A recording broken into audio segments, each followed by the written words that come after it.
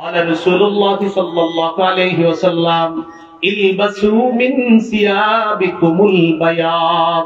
নবীজি বলেন পোশাকের মধ্যে সাদা পোশাকটা বেশি পরিধান করবা, পোশাকের মধ্যে সাদা পোশাকটা বেশি পরিধান করবা। অন্য পোশাককে আমি নাজায়েজ বলতেছি না, কিন্তু নবীজি বলেন সাদা পোশাক বেশি তোমরা পরিধান করবা। কেন? এটা সর্বইহা মাউতাকুম, আর তোমাদের মৃতদেরকেও সাদা পোশাকে কাফন দিবা।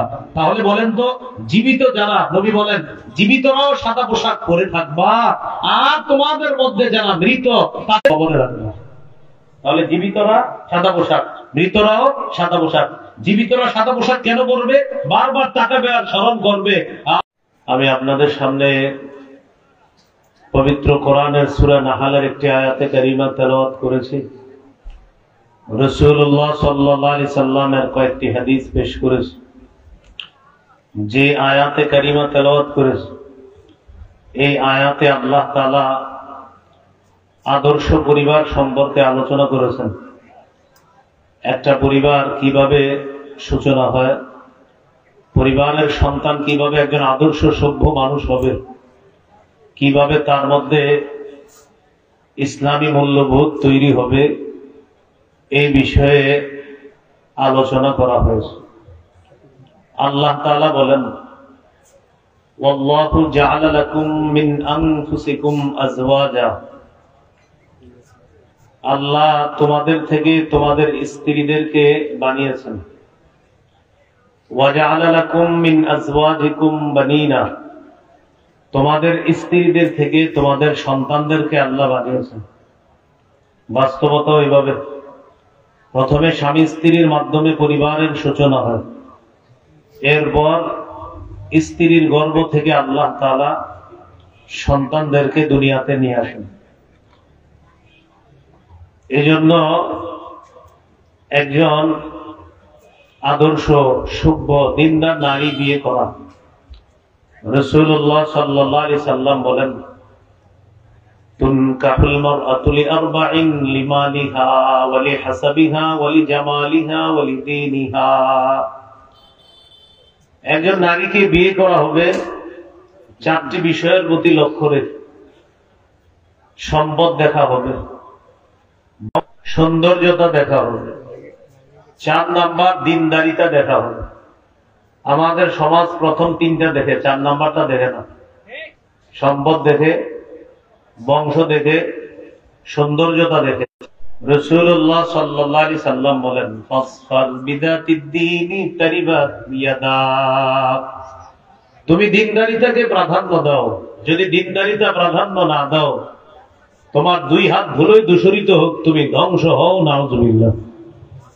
নবী বললেন দিনদারিতা প্রাধান্য দিতে, কিন্তু আমাদের সমাজ প্রাধান্য দেয় মাল, সৌন্দর্য দিতে বলছে, দিনদারিতা এটা প্রাধান্য দেয় না। এই জন্য দেখা যায় বিয়ে হতে না হতে 6 মাস না যাইতেই স্বামী স্ত্রীর মাঝে ঝগড়াঝাটি শুরু হয়। কিছুদিন পরে মাদ্রাসায় ফতুয়া বিভাগে উপস্থিত হয় যে এরকম ঘটনা ঘটে গেছে, এখন তালাক হবে কিনা। ওই যে দিনদারিতা প্রাধান্য দেয় নাই, বদ্দিনের কারণে কিছুদিনের মধ্যেই 2 পরিবারের মধ্যে সমস্যা শুরু হয়ে যায়। এই জন্য দিনদারিতা প্রাধান্য দেওয়া। ছেলের ক্ষেত্রে 2টা বিষয় দেখবেন। রাসূলুল্লাহ সাল্লাল্লাহু আলাইহি সাল্লাম বলেন, মান তারদাউনা দীনাহু ওয়া খুলুকা, যে ছেলের দিনদারিতা আর চারিত্রিক বৈশিষ্ট্য তোমাদের পছন্দ হয়, তার কাছে মেয়েরে বিয়ে দিয়ে দিবা। চারিত্রিক বৈশিষ্ট্য ভালো, দিনদারিতা ভালো, তার কাছে মেয়ে বিয়ে দিয়ে দিবা। এইভাবে একটা পরিবারের সূচনা হবে। এরপর তারা পরিবার গঠন করার পর আল্লাহর কাছে একটা সন্তান চাইতেছে তারা।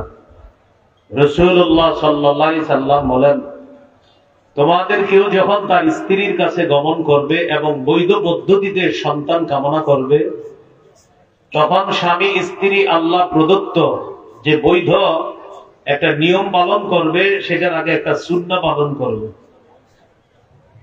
এই দোয়াটা পড়বে, বিসমিল্লাহি আল্লাহুম্মা জান্নিবিনাশ শায়তান ওয়া জান্নিবিশ শায়তানা মা রাযাকতানা। আল্লাহ আমাদেরকে শয়তান থেকে দূরে রাখেন, আর আমাদেরকে যে সন্তান দান করবেন, এই সন্তান থেকে শয়তানকে দূরে রাখেন। এই দোয়া করার পর যদি তাদের সন্তান দুনিয়াতে আসে, রাসূলুল্লাহ সাল্লাল্লাহু আলাইহি সাল্লাম বলেন এই সন্তান দুনিয়াতে আসার পর শয়তান তার কোনো ক্ষতি করতে পারবে না। সন্তান দুনিয়াতে আসলো, আসার পর ছেলে হোক মেয়ে হোক তার কানে আযান দেওয়া। আমাদের সমাজ ছেলে হলে আযান দেয়, মেয়ে হইলে আযান দূরের কথা কাউরে জানায়ও না তার যে মেয়ে হইছে।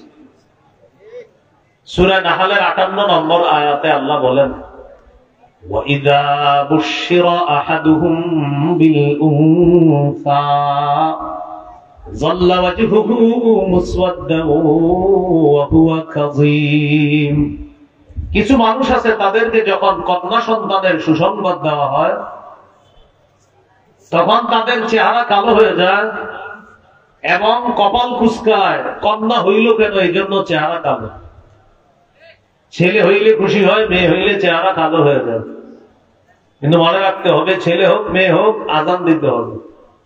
আবু দাউদের হাদিস 5105 নম্বর হাদিস, উবাইদুল্লাহ ইবনে আবি রাফি থেকে বর্ণনা, তিনি বলেন সামিআতু রাসূলুল্লাহ সাল্লাল্লাহু আলাইহি ওয়াসাল্লাম আযযানা ফি উদুনিল হাসান ইবনে আলী হিনা ওয়ালাদাতহু ফাতিমাতু বিস-সালাহ। হযরত হাসান যেদিন জন্মগ্রহণ করলেন, আলী রাদিয়াল্লাহু তাআলা আনহুর ছেলে হযরত হাসান যেদিন ফাতেমা রাদিয়াল্লাহু তাআলা আনহার গর্ভ থেকে দুনিয়াতে আসলেন, আমি নবীকে দেখেছি নবী হযরত হাসানের কানে মুখ লাগিয়ে নামাজে যে আযান দেই আমরা, ওই আযানটা হযরত হাসানের কানে স্বয়ং আল্লাহ নবী নিজেই দিয়েছে। তাহলে সন্তান ছেলে হোক মেয়ে হোক, 1 নাম্বার আযান দেওয়া, 2 নাম্বার তাহনিক করানো। তাহনিক কি জিনিস? খেজুর চাবাবে, চাবানোর পর এই চাবানো খেজুরের যে থুতুটা মুখে লাগবে, কোন আল্লাহওয়ালা বুজুর্গের মাধ্যমে ওই খেজুর চাবিয়ে এই চাবানো থুতুটা বাচ্চার মুখে প্রথম দিবেন। সহিহ বুখারীর বর্ণনা 3909 নম্বর হাদিস। আসমা রাদিয়াল্লাহু তাআলা আনহা বর্ণনা, তিনি বলেন আন্নাহা হামালাত বি আব্দুল্লাহ ইবনে জুবাইর, তিনি পেটে আব্দুল্লাহ ইবনে জুবাইর রাদিয়াল্লাহু তাআলা আনহুকে পেটে ধারণ করলেন। এর মানে তিনি সন্তান সম্ভবা। তো তিনি বলেন খরজতু ওয়া আনা মুতিম্মুন, আমি মদিনায় হিজরতের উদ্দেশ্যে রওনা করলাম, আমি ছিলাম আসন্ন প্রসবা। আসন্ন প্রসবা মানে আমার সন্তান যে কোনো সময় হয়ে যাবে। রওনা করলাম, আতাইতুল মাদিনাতা, মদিনায় চলে আসলাম, নাযালতু বিকুবা, কুবায় অবতরণ করলাম। যে কুবায় আল্লাহ রাসূল সাল্লাল্লাহু আলাইহি সাল্লাম 14 দিন অবস্থান করেছেন, সেই কুবায় অবতরণ করলাম। ফাওয়ালাদতুহু বিকুবা, আমি আমার সন্তান আব্দুল্লাহকে কুবায় প্রসব করলাম। মদিনায় গেলাম, কুবা নামক এলাকায় আমার সন্তান আব্দুল্লাহকে আমি প্রসব করলাম। আব্দুল্লাহকে প্রসব করার পর ফাতাইতু বিহিন নবী সাল্লাল্লাহু আলাইহি ওয়াসাল্লাম ফাওয়াদাতুহু ফি হাজরিহি, আমার ছেলেকে আল্লাহ রাসূলের কাছে নিয়ে আসলাম, আনার পর নবীর কোলে দিলাম আমার ছেলেকে। সুম্মা দাআ বিতামরা, রাসূলুল্লাহ সাল্লাল্লাহু আলাইহি সাল্লাম খেজুর আনলেন, ফামাদাহা, খেজুর চাবাইলেন। চাবানোর পর খেজুর চাবানো যে থুতুটা মুখের মধ্যে আছে, ওই থুতুটা আব্দুল্লাহর মুখের মধ্যে আল্লাহ রাসূল দিয়ে দিলেন। সুম্মা তাফালা ফি ফিহি, আল্লাহ রাসূলের চাবানো থুতু আব্দুল্লাহর মুখে দিয়ে দিলেন। আব্দুল্লাহ ইবনে জুবাইরের মা আসমা রাদিয়াল্লাহু তাআলা আনহা বলেন ফাকানা আউওয়ালা শাইইন দাখালা জাওফা আব্দুল্লাহ রিকু রাসূলিল্লাহ সাল্লাল্লাহু আলাইহি সাল্লাম, আমার ছেলে আব্দুল্লাহর পেটে সর্বপ্রথম পৃথিবীর যে খাদ্যটা গিয়েছে সেটা হলো আল্লাহ রাসূলের থুতু মুবারক আমার ছেলের পেটে সর্বপ্রথম গিয়েছে। সুম্মা হান্নাকাহু বিতামরা, এরপর রাসূল সাল্লাল্লাহু আলাইহি সাল্লাম চাবানো খেজুরের সামান্য অংশ আমার ছেলের মুখের ভিতরে তালুর মধ্যে লাগিয়ে দিয়েছে। তাহলে মনে রাখবেন, তাহনিক বলা হয় খেজুর চাবানো থুতু প্রথমে বাচ্চার মুখে দিবে, এরপর চাবানো খেজুরের সামান্য অংশ বাচ্চার মুখের ভিতরে এই উপরের তালুর মধ্যে লাগায় দেওয়া, এটাকে বলা হয় তাহনিক। বাচ্চা হওয়ার পর 2 নম্বর করণীয় অভিভাবক যারা এটা করবেন, ছেলে হোক মেয়ে হোক, কোন আল্লাহওয়ালা বুজুর্গের মুখ থেকে খেজুর চাবানো থুতুটা বা খেজুরের সামান্য অংশ বাচ্চার মুখে দেওয়ার চেষ্টা করবেন। আল্লাহ মনে রেখে আমল করার তৌফিক দান করুন। 3 নম্বর কাজ, যার সন্তান হবে তাকে আমরা দেখতে গেলে ওই সন্তান আর সন্তানের মা বাবার জন্য বরকতের দোয়া করব। আবু দাউদের হাদিস 5106 নম্বর হাদিস, আয়েশা সিদ্দিকা রাদিয়াল্লাহু তাআলা আনহার বর্ণনা, তিনি বলেন, কানা রাসূলুল্লাহ সাল্লাল্লাহু আলাইহি ওয়াসাল্লাম ইউতা বিস-সিবিয়ান ফায়াদউ লাহুম বিল বারাকা। রাসূলুল্লাহ সাল্লাল্লাহু আলাইহি সাল্লামের কাছে নবজাতক শিশুদেরকে, বাচ্চাদেরকে আনা হতো, আল্লাহ রাসূল তাদের জন্য বরকতের দোয়া করতেন। এই এলাকার কারো সন্তান হওয়ার পর এই পাশে মাদ্রাসা আছে, এখানে নিয়ে আসবেন, শেখুল হাদিস মুহাদ্দিস মুফতি সাহেবের কাছে দোয়া চাইবেন, হুজুর নতুন সন্তান, দোয়া করে দেন। ওই আলেম হুজুর বা আমরা তার জন্য এইভাবে দোয়া করব। প্রথমে আরবিটা শিখি, পরে আমি বাংলাটা বলে দিচ্ছি, আমার সাথে সবাই বলেন, জাআলাহুল্লাহু, বলেন, মুবারাকান আলাইকা ওয়া আলা উম্মতি মুহাম্মাদিন সাল্লাল্লাহু আলাইহি ওয়াসাল্লাম। আল্লাহ তাআলা এই নবজাতক শিশুকে তোমার জন্য এবং সমস্ত উম্মতে মুহাম্মাদির জন্য বরকতের কারণ বানা। এই দোয়াটা নবজাতকের জন্য করা, তার বাবার জন্য করা। তোমার যে নবজাতক শিশু দুনিয়াতে আসছে, আল্লাহ তাআলা তোমার এই সন্তানকে তোমার জন্য আর গোটা উম্মতে মুহাম্মাদির জন্য যেন আল্লাহ বরকত বানায় দেয়, এই দোয়াটা আমরা যারা নবজাতককে দেখব তারা এই দোয়াটা করব। এটা হলো 3 নম্বর কাজ। 4 নম্বর, শিশু সন্তানের কান্নাকে গুরুত্ব দেওয়া। সহিহ বুখারীর বর্ণনা 868 নম্বর হাদিস, 868 মানে 868। এই হাদিসের মধ্যে আছে রাসূলুল্লাহ সাল্লাল্লাহু আলাইহি সাল্লাম বলেন, ইন্নী লাআকুমু ইলাস সালাত ফাউরিদু আন উতাওবিলা ফিহা ফাআতাজাওয়াজু ফিহা ফাসমাউ বুকাআস সাবিয়্যি ফাআতাজাওয়াজু ফিহা কারাহিয়াতান আন আশুক্কা আলা উম্মিহি। রাসূলুল্লাহ সাল্লাল্লাহু আলাইহি সাল্লাম বলেন, আমি নামাজে দাঁড়াই, নামাজে দাঁড়ানোর পর লম্বা কেরাত পড়ার নিয়ত করি। ফাসমাউ বুকাআস সাবিয়্যি, নামাজে আমি দাঁড়ানোর পর যখন লম্বা কেরাত পড়ার নিয়ত করি, তখন যদি কোনো শিশুর কান্নার আওয়াজ শুনি, আমি তাড়াতাড়ি কেরাত সংক্ষিপ্ত করি। কেন? শিশুর মায়ের যেন কষ্ট না হয় আর শিশুর যেন কষ্ট না হয়। আল্লাহর নবী শিশুর কান্নাকে গুরুত্ব দিতে গিয়ে লম্বা কেরাতের নিয়ত পরিবর্তন করে কেরাত সংক্ষিপ্ত করে, যেন শিশু আর শিশুর মায়ের কষ্ট না হয়। তাহলে 4 নাম্বার, শিশুর কান্নাকে গুরুত্ব দেওয়া। 5 নাম্বার, আকিকা করা। ইহুদিরা ছেলে হইলে আকিকা করত, মেয়ের আকিকা করে না। রাসূলুল্লাহ সাল্লাল্লাহু আলাইহি সাল্লাম বলেন, ইন্নাল ইয়াহুদা তাউক্কু আনিল গুলাম ওয়া লা তাউক্কু আনিল জারিয়া। ইহুদিরা ছেলের আকিকা করে, মেয়ের আকিকা করে না। ফাউক্কু আনিল গুলামি শাতাইন ওয়া আনিল জারিয়াতি শাতান। রাসূলুল্লাহ সাল্লাল্লাহু আলাইহি সাল্লাম বলেন, তোমরা ছেলের পক্ষ থেকে 2টি ছাগল আকিকা করবা, মেয়ের পক্ষ থেকে 1টি ছাগল আকিকা করবা। ইহুদিরা ছেলের পক্ষ থেকে আকিকা করে, মেয়ের পক্ষ থেকে আকিকা করে না। ও আমার উম্মত, ছেলে হলে 2টা ছাগল আকিকা করবা, মেয়ে হলে 1টা আকিকা করবা।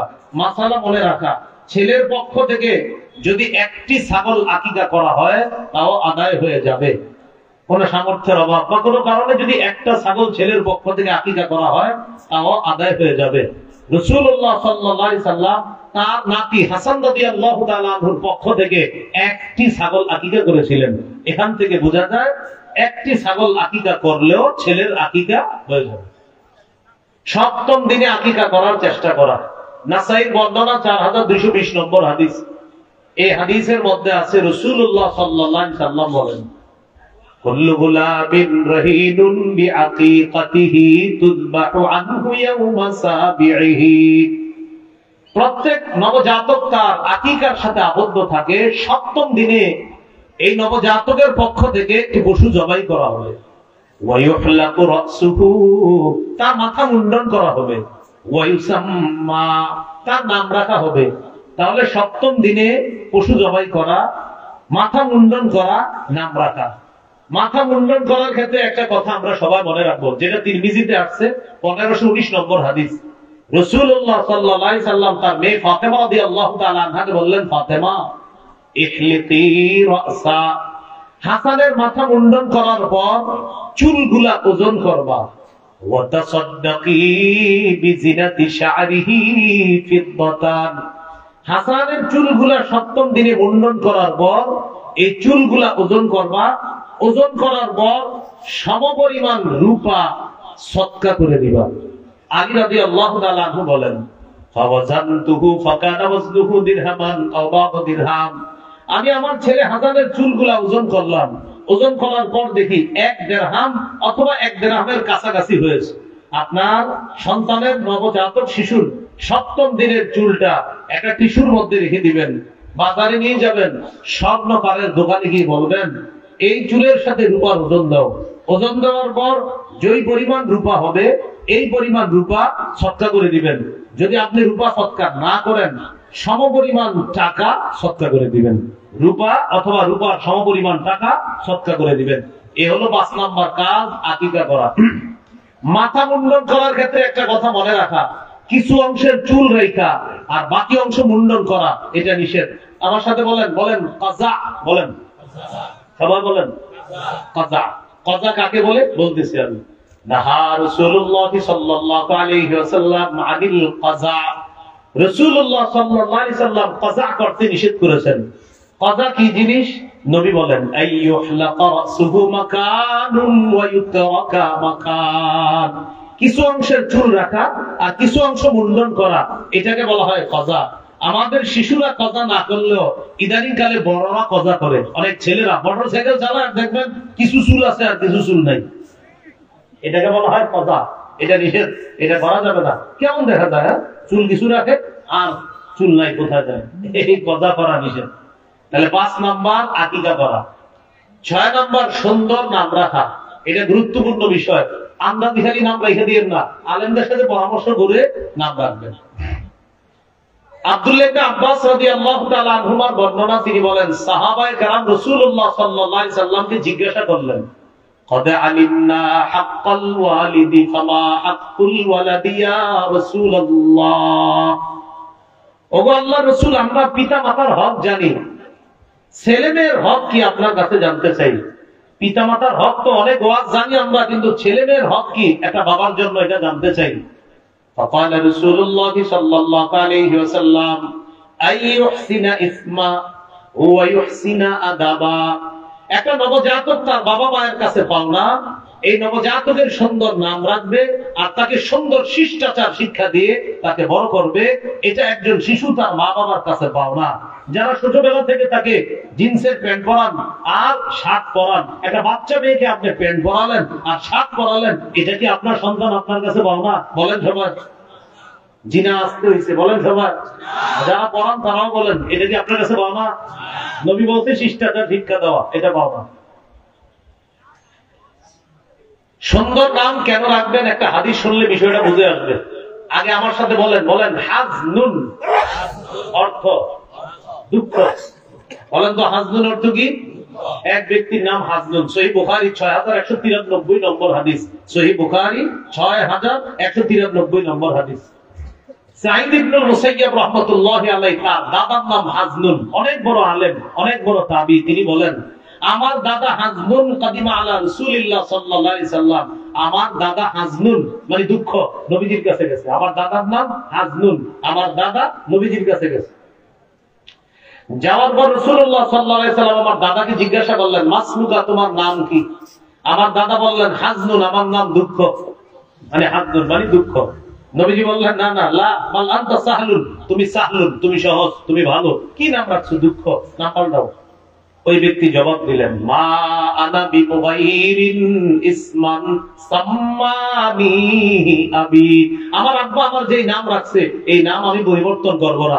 আমাদের সমাজে এমন মানুষ আছে একটা আজাইরা নাম রাখে, আলেম ওলামারা যদি বলে ভাই এই নাম রাখতে না, না আব্বার দাদা রাখছে, এটা পাল্টাইতে পারবো না। তো নবীজি বললেন তোমার নাম কি? কয় হাজনুন, মানে দুঃখ। নবীজি বললেন না কি দুঃখ, সাহলুন নাম রাখো। তিনি বললেন আমি আমার আব্বার নাম পাল্টাতে পারবো না, নাম পাল্টান নাই। না পাল্টানোর কারণে সাঈদ ইবনুল মুসাইয়্যিব তিনি বলেন, ফামা জালাতিল হুজুনাতু ফিনা বাদু। আমার দাদা নাম না পাল্টানোর কারণে আমাদের বংশে সদা সর্বদা দুঃখ লেগেই থাকতো, দুঃখ লেগেই থাকতো। নবী বলছিলেন নামটা পাল্টাও, পাল্টায় না। আমার দাদার নামের এই প্রভাব পরবর্তী প্রজন্ম ভোগ করতে হয়েছে, আমাদের বংশে খালি দুঃখ লেগে থাকতো। তাহলে বোঝা গেল নামের প্রভাব আছে। নামের কি আছে? প্রভাব। এই যে দেখেন নামের প্রভাব আছে। নবী বললেন কি নাম? দুঃখ।